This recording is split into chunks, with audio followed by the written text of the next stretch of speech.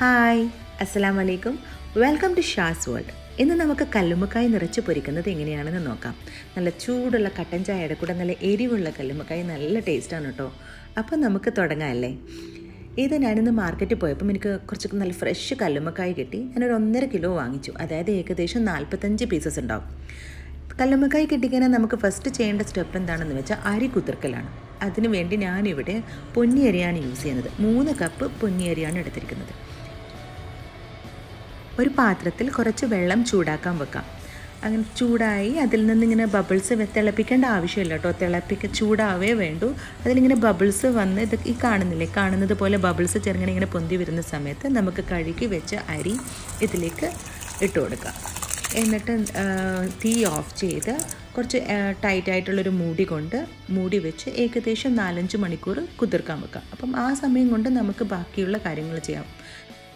ഇനി കല്ലുമ്മക്കായ് ക്ലീനിങ് ആണ്. ഇതിനു വേണ്ടി കല്ലുമ്മക്കായ് വാഷ് ബേസിനിലേക്ക് ഇട്ട് കുറച്ച് വെള്ളം ഒഴിച്ച് എല്ലാം പാടെ കൂടെ നല്ല പോലെ ഒന്ന് കഴുകുക. അതിനുശേഷം നമുക്ക് ഓരോ കല്ലുമ്മക്കായായിട്ട് കഴുകണം. ഓരോ കല്ലുമ്മക്കായ എടുക്കുക, ഒരു കത്തി കൊണ്ട് അതിന് പുറത്തുള്ള കച്ചറുകളെല്ലാം ചുരണ്ടി കളയുക. ഇതുപോലെ പുറ്റും കാര്യങ്ങളൊക്കെ ഉണ്ടെങ്കിൽ കത്തി കൊണ്ട് ചുരണ്ടി നല്ല പോലെ വൃത്തിയാക്കണം. കാരണം നമ്മൾ സ്റ്റീം ചെയ്യുന്നത് കാരണം തോട് നല്ല വൃത്തിയായിട്ടിരിക്കണം കേട്ടോ. തോട്ടിലെ കച്ചറകളൊക്കെ റിമൂവ് ചെയ്യണം. അതിനുശേഷം ഒരു കത്തി എടുത്ത് അത് ഓപ്പൺ ആക്കിയിട്ട് അതിൻ്റെ ഉള്ളും നല്ല പോലെ വെള്ളം വെച്ച് കഴുകുക. നല്ലപോലെ 2-3 വെള്ളത്തിൽ കഴുകണം. പൈപ്പ് തുറന്ന് കഴുകിയാലും മതിയാവും. എന്നിട്ട് അതിനുശേഷം ഇപ്പോൾ ഞാൻ ഈ കാണിക്കുന്നത് പോലെ ആ നടുക്കുള്ള ഭാഗം ഒന്ന് പ്രസ് ചെയ്താൽ നമുക്ക് ഇതുപോലെ ഒരു സാധനം കിട്ടും. അതിൻ്റെ പാമ്പാണ്. ഈ പാമ്പിനെ റിമൂവ് ചെയ്യണം, ഇല്ലെങ്കിൽ വയറുവേദന വരുമെന്ന് വീട്ടിൽ പറയുമായിരുന്നു. ഇതുപോലെ എല്ലാ കല്ലുമ്മക്കായും ക്ലീൻ ചെയ്ത് 2 വെള്ളത്തിൽ കഴുകി ഒരു അരിപ്പയിൽ മാറ്റി വെക്കുക.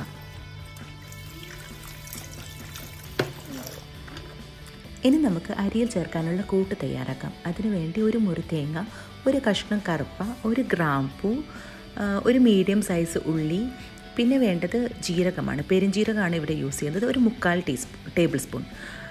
ഇവിടെ എൻ്റെ അടുത്തുള്ളത് പ്രീതി മിക്സറാണ്. അതിൻ്റെ ചെറിയ ജാറിൽ നമുക്കിതൊക്കെ പാടെ കൂടി ചേർത്ത് ഒന്ന് ഒതുക്കിയെടുക്കാം.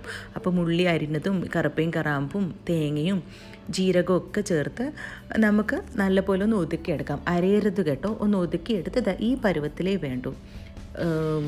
വെള്ളം തീരെ ചേർക്കുന്നില്ല, അരയാനും പാടില്ല. ഇനി നമുക്ക് നേരത്തെ കുതിർത്ത് വെച്ച അരി ഒന്ന് അരച്ചെടുക്കാം. അതിന് വേണ്ടി നല്ലപോലെ കഴുകി അരി മാറ്റി വെക്കുക. മിക്സിയുടെ സെക്കൻഡ് ജാറിലാണ് ഞാനിത് അരച്ചെടുക്കുന്നത്. അതിലേക്ക് 2 കൈ നിറയെ, ഒരുപാട് അരി ഇട്ടത് കാരണം ഞാൻ വളരെ കുറച്ച് വെള്ളം ആഡ് ചെയ്തിട്ടാണ് ഇത് അരക്കുന്നത്. അതുകൊണ്ട് 2 കൈ നിറയെ അരി മിക്സിയിലേക്ക് ഇടുക. പിന്നെ കുറച്ച് ഉപ്പ്, കല്ലുപ്പാണ് ഞാനിവിടെ യൂസ് ചെയ്യുന്നത്. അതുപോലെ 1 ടേബിൾ സ്പൂൺ വെള്ളമായിട്ടേ ഞാൻ ഇടുന്നുള്ളൂ. ഒന്നത് പൊടിയുന്നതിന് പകരം മരണ് കിട്ടാൻ വേണ്ടിയിട്ടുള്ള വെള്ളം മാത്രം. 1 ടേബിൾ സ്പൂൺ വെള്ളം അതിലേക്ക് ആഡ് ചെയ്യുക.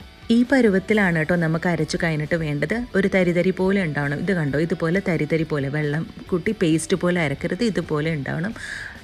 എല്ലാ അരിയും അരച്ചതിന് ശേഷം നമുക്ക് അതിലേക്ക് നേരത്തെ അരച്ച് വെച്ച തേങ്ങയും ഉള്ളിയും മിശ്രിതം ആഡ് ചെയ്ത് ഉപ്പൊക്കെ നോക്കി നല്ലപോലെ കുഴച്ച് വെക്കുക. ഇതാണ് ഇങ്ങനെയാണ് വേണ്ടത്. ഇതിപ്പോൾ നിങ്ങൾക്ക് കുറച്ച് ലൂസായി പോയിട്ടുണ്ടെങ്കിൽ അരിപ്പൊടി ആമീസ് പൊടി ചേർത്ത് ഒന്ന് ടൈറ്റാക്കി വെക്കാം. നമുക്കിത് നിറച്ചെടുക്കാം. കല്ലുമ്മക്കായ് നിറക്കുന്നേരം ഒരു കാര്യം ഒന്ന് ശ്രദ്ധിക്കുക. എന്താണെന്ന് വെച്ചാൽ അരി കുറേ കുത്തി നിറക്കരുത് കേട്ടോ. അപ്പോൾ അതിൻ്റെ ടേസ്റ്റ് നന്നായി വരില്ല. നമുക്ക് കല്ലുമ്മക്കായുടെ ഇറച്ചിയുടെ ആ പാകത്തിനനുസരിച്ച് നിറക്കാൻ പാടുള്ളൂ. അതുപോലെ തന്നെ നന്ന മൂടിയിട്ടും കല്ലുമ്മക്കായുടെ തോട് നന്ന മൂടിയിട്ട് ഒരുമാതിരി ട്യൂബ് പോലെ ആക്കിയിട്ടും നിറക്കാൻ പാടില്ല. ഇങ്ങനെ വായി തുറന്ന് ഇറത്തി വെച്ചിട്ടും നിറക്കാൻ പാടില്ല. ഒരു മീഡിയം സൈസിൽ കല്ലുമ്മക്കായുടെ ഇറച്ചിയുടെ അളവിനനുസരിച്ച് നോക്കിയിട്ട് നല്ല വൃത്തിയിൽ നിറച്ച് വെക്കാം.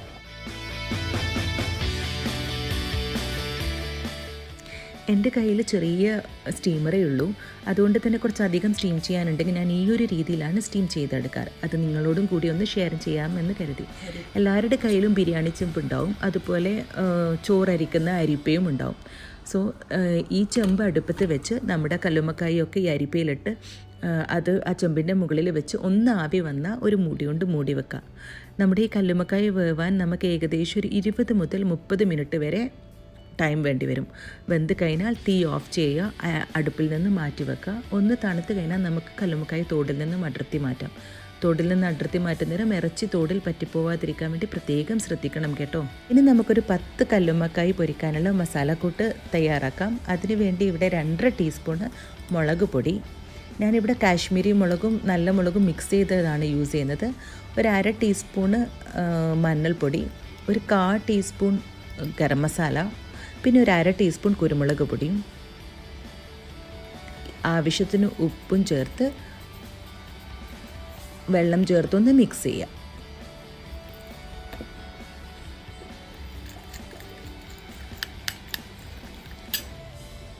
കുറച്ച് നല്ല ഫ്രഷ് കറിവേപ്പില ആഡ് ചെയ്ത് കൊടുക്കാം.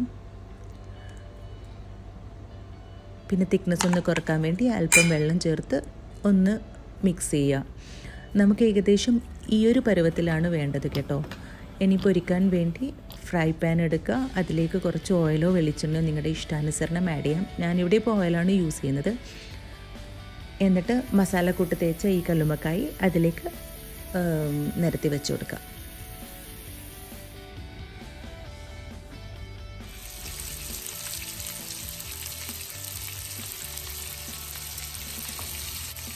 നമ്മളിവിടെ ഷാലോ ഫ്രൈ ആണ് ചെയ്യുന്നത്, ഡീപ്പ് ഫ്രൈ അല്ല.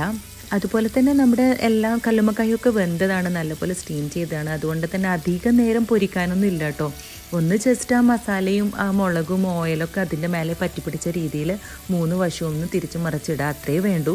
അധികം പൊരിച്ച് കഴിഞ്ഞാൽ അതുപോലെ അതിൽ അതൊരു മീഡിയം ഹീറ്റിൽ വെക്കുക. അതിൻ്റെ മുളക് കരിഞ്ഞു പോകാതിരിക്കാനും പ്രത്യേകം ശ്രദ്ധിക്കുക. അപ്പോൾ അതിൻ്റെ ടേസ്റ്റ് മാറും. അപ്പം 3 വശവും ഏകദേശം ആകിക്കഴിഞ്ഞാൽ നമുക്കത് പാത്രത്തിലേക്ക് മാറ്റിയെടുക്കാം. അപ്പോൾ നമ്മുടെ ടേസ്റ്റി യമ്മി ആൻഡ് സ്പൈസി കല്ലുമ്മക്കായി റെഡിയായി. ഇനി നല്ല കട്ടൻ ചായയുടെ കൂടെ നല്ല ടേസ്റ്റാണ്. എല്ലാവരും ഒന്ന് ട്രൈ ചെയ്ത് നോക്കുക. ഇഷ്ടപ്പെട്ടെങ്കിൽ എന്തായാലും കമൻറ്റ് ചെയ്യുക. അപ്പോൾ നിങ്ങൾക്ക് എൻ്റെ വീഡിയോ ഇഷ്ടപ്പെട്ടെങ്കിൽ please like, subscribe and share. നിങ്ങളുടെ സപ്പോർട്ട് ഉണ്ടെങ്കിൽ മാത്രമേ എനിക്ക് മുന്നോട്ട് പോകാൻ പറ്റൂ. അപ്പോൾ അടുത്ത വീഡിയോയുമായി വീണ്ടും കാണുന്നത് വരെ ടേക്ക് കെയർ, ബൈ.